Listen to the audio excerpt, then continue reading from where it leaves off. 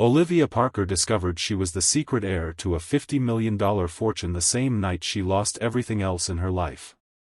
The fire had consumed her modest apartment building while she was working the night shift at the hospital.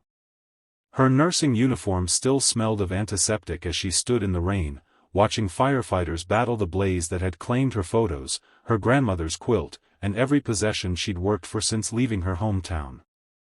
Her phone buzzed with a notification, an email from an attorney she'd never heard of, requesting an urgent meeting about an inheritance from a relative she never knew existed. As the rain soaked through her scrubs, Olivia wondered how she could go from having nothing to potentially having everything in the span of a single devastating night. James Westbrook III had been watching Olivia for weeks. The 42-year-old hotel magnate with his tailored charcoal suit and confident demeanor had made it his business to know everything about the woman who might threaten his empire. His private investigators had confirmed she was indeed the biological daughter of his late uncle, a fact that could invalidate his claim to the Westbrook hotel chain. The board meeting was in 3 days, and if Olivia showed up with proof of her identity, everything he'd built would crumble. He needed to ensure she never made it to that meeting. The Mountain View Grand Hotel stood as a monument to luxury in the small New Hampshire town. Its stone facade and sprawling grounds represented old money and older secrets. When Olivia arrived at the front desk, exhausted from her journey and still reeling from her losses, the receptionist's words caught her off guard. "I'm sorry, Miss Parker, but we seem to be overbooked. There's only the Westbrook suite available." That's when James appeared beside her, his cologne subtle but expensive. "One room left, that won't be a problem, will it?" he smirked, knowing full well who she was, though she had no idea who he was. Olivia met his gaze, something in his eyes making her heart race despite her better judgment. "No one has to know," she whispered, unaware that her decision to share a suite with this handsome stranger would alter the course of both their lives forever. The suite was larger than her entire former apartment. As James ordered room service, Olivia stood by the window, watching the sunset paint the mountains gold. "Why are you being so kind to a stranger?" she asked, turning to find him much closer than she expected. "Perhaps I'm not as much of a stranger as you think," he replied, handing her a glass of champagne. Their fingers brushed, and the electricity between them was undeniable.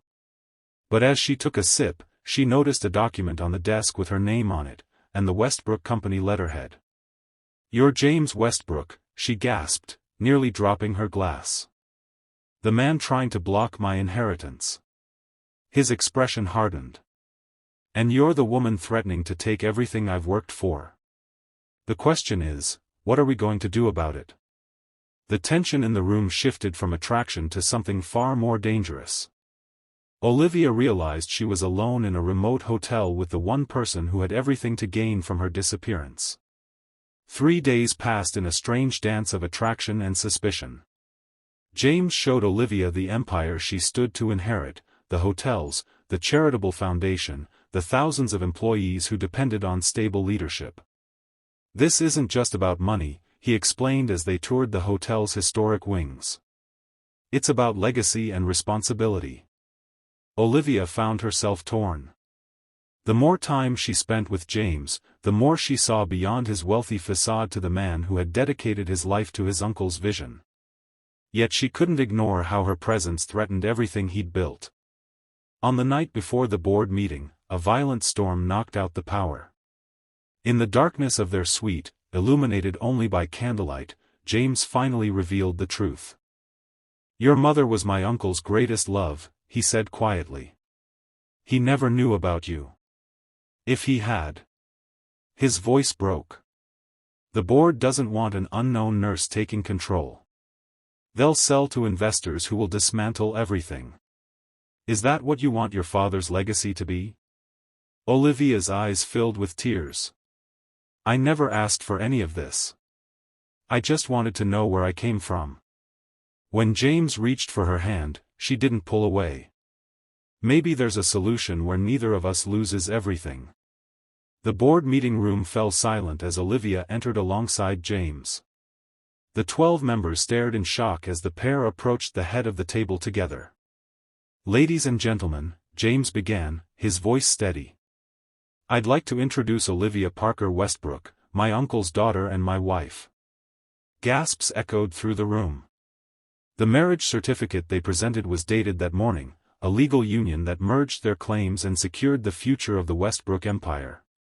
What the board didn't know was the agreement whispered between sheets the night before, a marriage of convenience that would last exactly 1 year, after which they would part ways with equal shares and no complications. But as months passed, what began as a business arrangement evolved into something neither had anticipated. Olivia's compassion transformed the company's charitable work, while James's business acumen taught her how to navigate her new world. Their pretend marriage, performed for shareholders and employees, began to feel less like an act with each passing day. On the night of their 1-year anniversary, James found Olivia on the balcony of what had become their home. "The papers are ready," he said, placing the divorce documents on the table between them. "As agreed." Olivia nodded, unable to meet his eyes. "It was a good year for the company. The board is happy." "And you?" James asked, his voice softer than she'd ever heard it.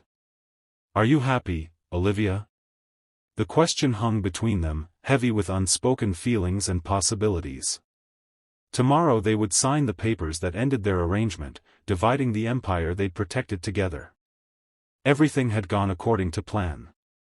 Except for the one thing neither had planned for, falling in love. "Sometimes," Olivia said finally, looking up at the man who had begun as her adversary, "the most valuable inheritances aren't the ones written in wills." James took her hand, the divorce papers forgotten as the first light of dawn broke over the mountains. "Some legacies," he whispered against her lips, "we get to write ourselves." Their story, of loss, discovery, deception, and ultimately love, became legend in the small New Hampshire town. The nurse who became an heiress and the businessman who learned that some fortunes can't be measured in dollars. If this story touched your heart and reminded you that sometimes our greatest challenges lead to our most beautiful beginnings, share it with someone who needs to hear it today. And let us know in the comments which country you're watching from. Our stories connect us across every border and boundary. The morning after their anniversary, Olivia woke to find the divorce papers still untouched on the balcony table, now slightly damp with morning dew. James had already left for an early meeting, his side of the bed cold. She traced her fingers over the indentation his head had left on the pillow, wondering if last night's moment had been real or merely another performance in their elaborate charade. For 12 months, they had maintained separate bedrooms in their sprawling penthouse, connecting suites with a shared living space that allowed them to present as a united couple while preserving the boundaries of their arrangement. But last night, after their conversation on the balcony, something had shifted. They had talked until sunrise, sharing stories of their childhoods, their dreams, their fears. When exhaustion finally claimed them, they had fallen asleep on the same bed for the first time since their hasty wedding. Olivia's phone chimed with a message from Sophia Hernandez, the head of the Westbrook Foundation's medical outreach program that Olivia had established 6 months earlier. The initiative provided healthcare to underserved communities, utilizing the Westbrook Hotel properties as temporary clinics during off-seasons.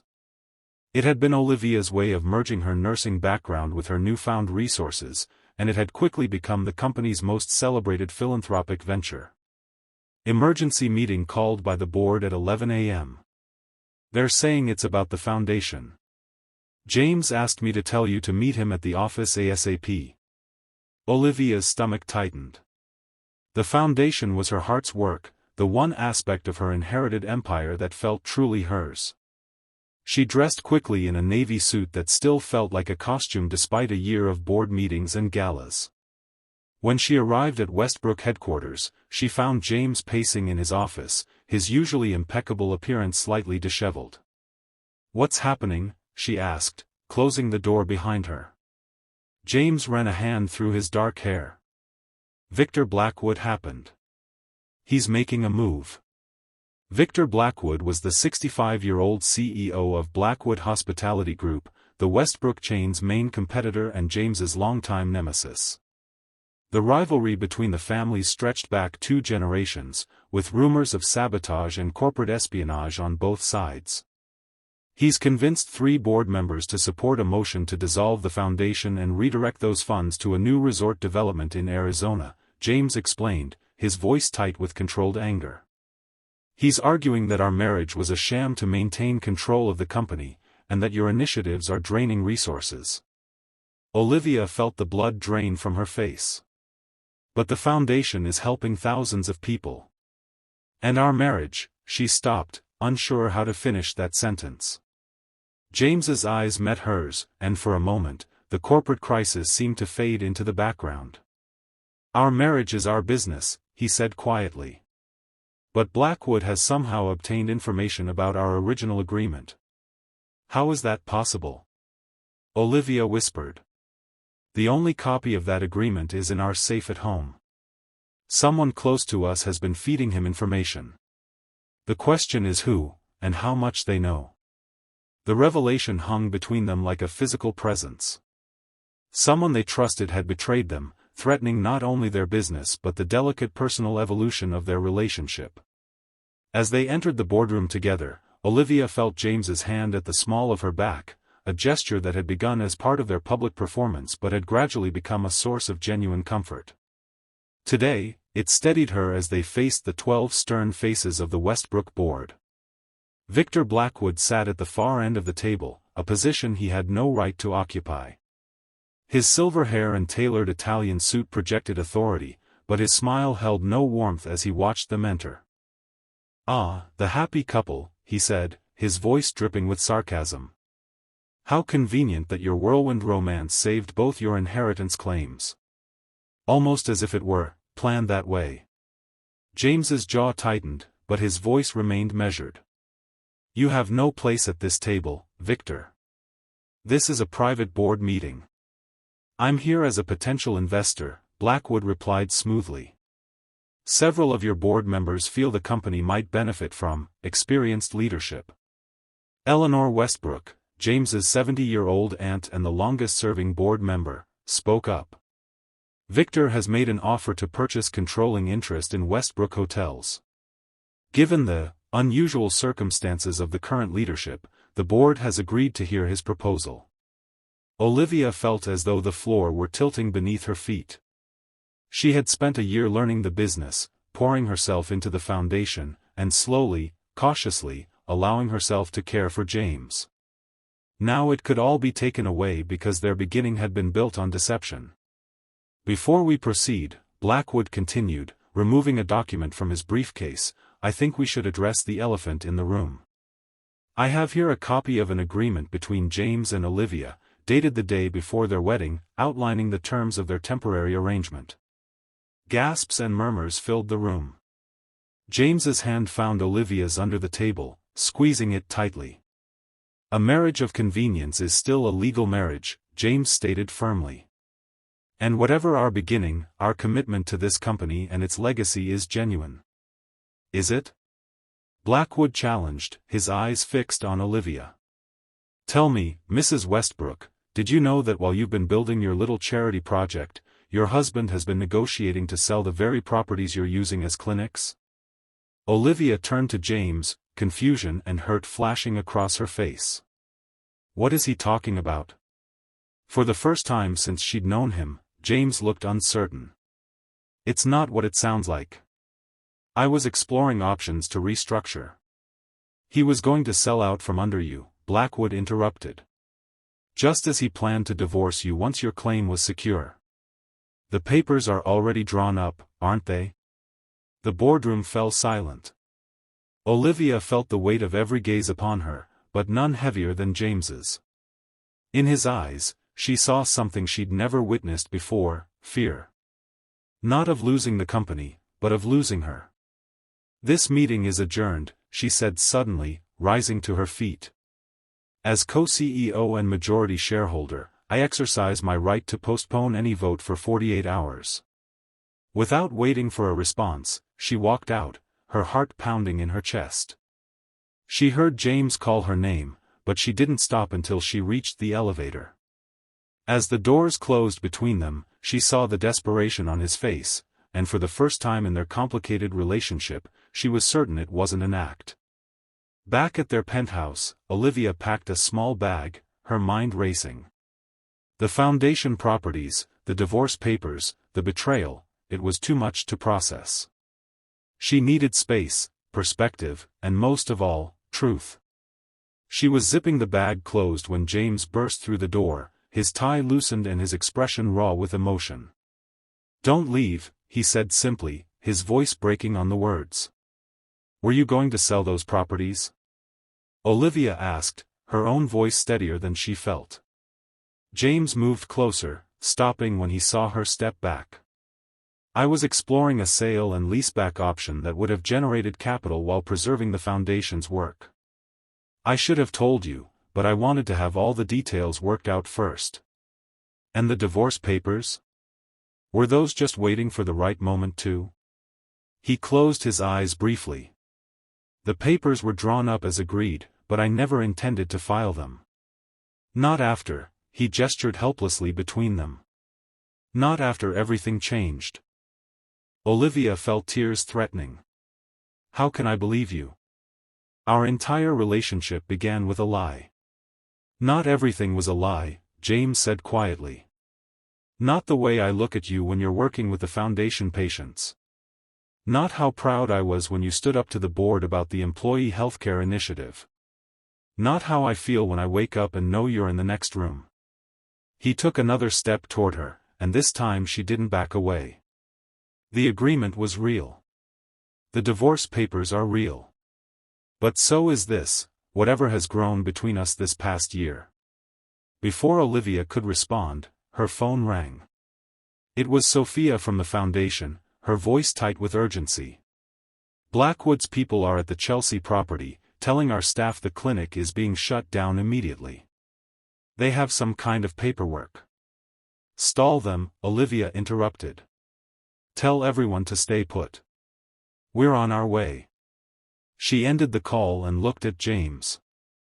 "Blackwood is moving against the foundation already. He's trying to force our hand." James's expression hardened. "He's overplayed. Those properties can't be touched without both our signatures." "Unless someone forged them," Olivia said grimly. "Someone close enough to have access to our documents." Understanding dawned on James's face. Rebecca. Rebecca Taylor had been James's executive assistant for 8 years, privy to his most confidential matters and trusted with access to their home to deliver urgent documents. She had also been passed over for promotion when Olivia created a new management structure for the foundation. "She has keys to our safe," James confirmed, already moving toward the door. "We need to get to the Chelsea property now." The drive across town was tense, filled with urgent phone calls to their legal team and security personnel. When they arrived at the historic Chelsea Hotel, one of the oldest in the Westbrook portfolio and now home to a thriving community health clinic, they found Blackwood himself supervising the removal of medical equipment. "You have no authority here," Olivia stated firmly, striding past security guards who seemed confused about whose orders to follow. Blackwood smiled coldly. "I have a bill of sale signed by both Westbrook CEOs, dated yesterday. This property now belongs to Blackwood Hospitality Group." "Those signatures are forged," James countered, his voice carrying across the ornate lobby where staff and patients had gathered in confusion. "And I've just spoken with the police, who are very interested in charges of corporate fraud and forgery." For the first time, uncertainty flickered across Blackwood's face. "Rebecca assured me everything was in order." "Rebecca Taylor is currently being escorted from Westbrook headquarters by security," Olivia informed him, holding up her phone to show the live security feed. "And she's already admitting to providing you with confidential information in exchange for a promised position in your company." The standoff in the lobby seemed to stretch for an eternity, with staff and patients watching the corporate drama unfold against the backdrop of the clinic's vital work. Finally, Blackwood's lawyer whispered something in his ear, and his expression soured. "This isn't over," he said, gesturing for his people to stop what they were doing. "The board will still vote on my offer." They can vote however they choose, James replied calmly. But they should know that as of this morning, Olivia and I have consolidated our shares into a voting trust that cannot be broken without mutual consent. We control 62% of the company, Victor. Your game is over. As Blackwood and his entourage departed, the tension in the lobby broke. Staff members began returning equipment to its proper place, and patients who had been waiting anxiously were reassured that the clinic would continue operating as normal. In the midst of the activity, Olivia turned to James. A voting trust? When did we do that? We didn't, he admitted with a small smile. But we will, if you're willing. It would make our shares inseparable, protecting both the company and the foundation regardless of personal developments. Olivia understood what he was really asking. The voting trust would bind their professional futures together, even if their personal relationship changed. And what about those personal developments? She asked quietly. What do you want, James? Beyond the business, beyond the legacy? Around them, the clinic hummed with renewed activity, doctors and nurses returning to their patients, the work of healing continuing despite the corporate battle that had nearly derailed it. This was the world Olivia had built within the empire she had inherited, a place where wealth served purpose, where privilege became responsibility. James took both her hands in his, heedless of the curious glances from staff members. I want what I've been afraid to admit I wanted since about 3 months into our arrangement. I want to tear up those divorce papers. I want to move my things into our bedroom permanently. I want to wake up beside you every morning and build something real, not because of an inheritance or a business deal, but because somewhere along the way, pretending to love you became the most honest thing I've ever done. Tears spilled onto Olivia's cheeks as the walls she had carefully maintained around her heart finally crumbled completely. I think I've been waiting a year to hear you say that. Their kiss, witnessed by applauding clinic staff and bemused patients, was nothing like the chaste, camera-ready displays they had shared at corporate events. This was real, unguarded, and full of promise. 2 days later, the board voted unanimously to reject Blackwood's offer and to expand the foundation's work to all Westbrook properties globally. The voting trust was established, legally binding James and Olivia's shares together in perpetuity. And on their kitchen counter, the divorce papers that had once represented the end of their arrangement were repurposed, torn into confetti by their closest friends at a vow renewal ceremony where they promised, this time with complete honesty, to build a future together. Their story, which began with deception and nearly ended with betrayal, became instead a testament to how the most meaningful connections can grow in the most unlikely circumstances. The empire they protected together became a force for good, their business acumen matched by their shared commitment to using privilege as a platform for positive change. If this story touched your heart and reminded you that sometimes our greatest love stories begin with unexpected challenges, share it with someone who needs to hear it today. And let us know in the comments which country you're watching from. Our stories connect us across every border and boundary. For more tales that remind us how life's unexpected turns can lead to our greatest happiness, subscribe to our channel. Because like Olivia and James discovered, sometimes the most beautiful relationships are the ones that transform from business arrangements into bonds that not even the most determined adversaries can break. If this story touched your heart or reminded you of love's transformative power, please hit like and subscribe for more stories that celebrate second chances and unexpected joy. Your support helps us continue sharing these moments that remind us all that even in our most vulnerable hours, connection and hope can find us when we least expect it.